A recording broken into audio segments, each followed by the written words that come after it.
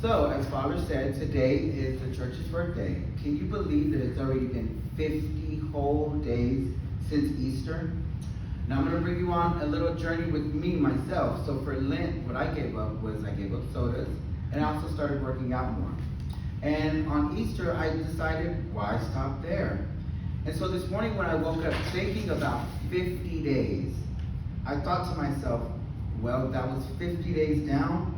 That was kind of, sort of, ish, kind of easy. What is the next 50 days going to look like? And I think today our readings remind us and want us to think about what the next 50 days will look like. Today we celebrate Pentecost, when the Holy Spirit came down in wind and fire and appeared to the disciples. The disciples, a group of scared individuals, is what became the church. I don't know about you, but I've been to a party or two, and there are three important components to a birthday party: cake, food, and something to drink. Do you agree? Yeah? Mm-hmm. Mm-hmm. My favorite drink, the one that I just so happened to give up for Lent, Dr. Pepper. I love Dr. Pepper. All the good stuff is in here. I love the taste. I love how it fizzes in the, when you're drinking it, it's in the back of the throat, it fizzes. I haven't had this in forever, but I miss it.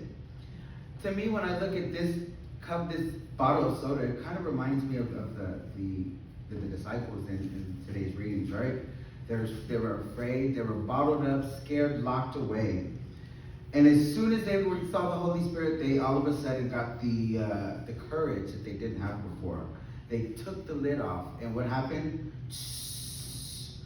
Everything that they had that was poured on the inside of them had no choice but to come overflowing to those around them.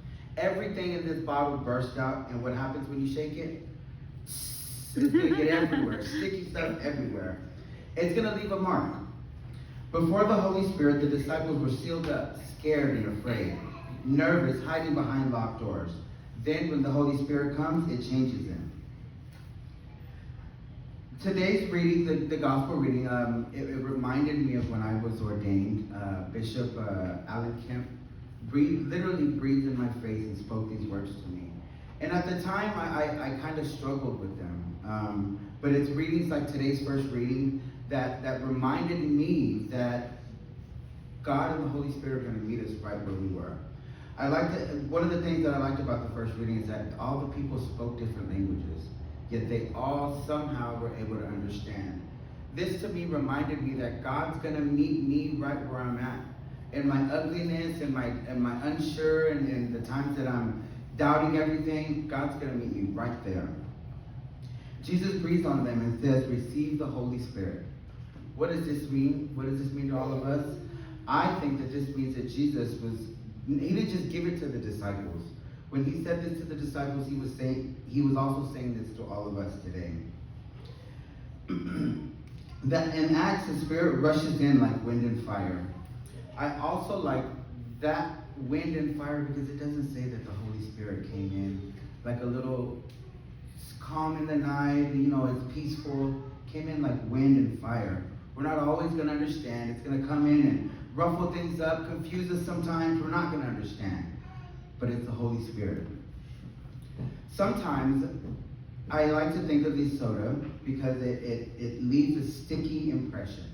Sticky, but sometimes when you go and clean it, you have to put hot water and it leaves an impression. You'll remember how to clean it. The Holy Spirit should leave an impression through us, though.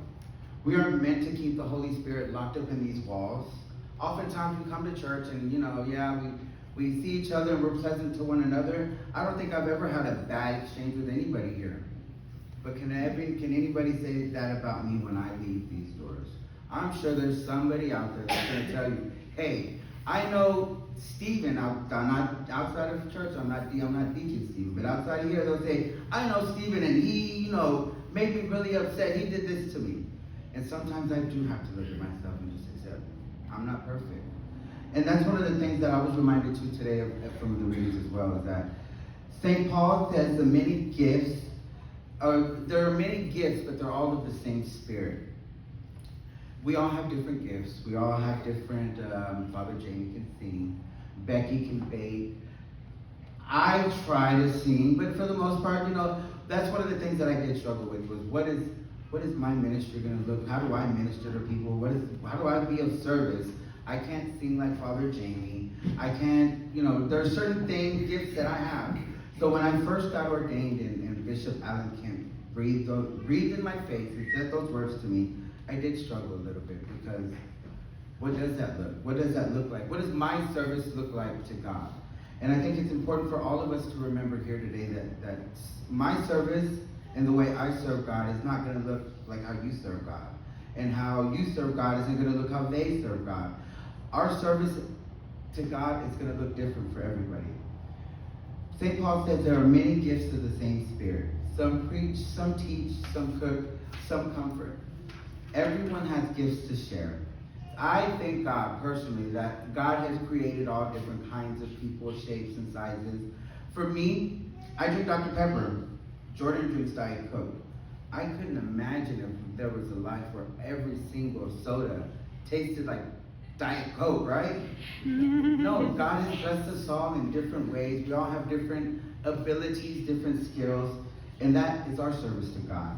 Now, I also think it's important to remember that just as we have been given these gifts to share with other people, sometimes we can do things to other people that aren't building them up, that kind of make people grow old and grow tired of us. And it's important for us to look at these areas in our lives. Why? So that way in the next 50 days, somehow we're going to change. When people encounter us, what is their experience of us? Are they experiencing peace? Are they experiencing kindness, encouragement, forgiveness? Do people encounter someone filled with the Holy Spirit?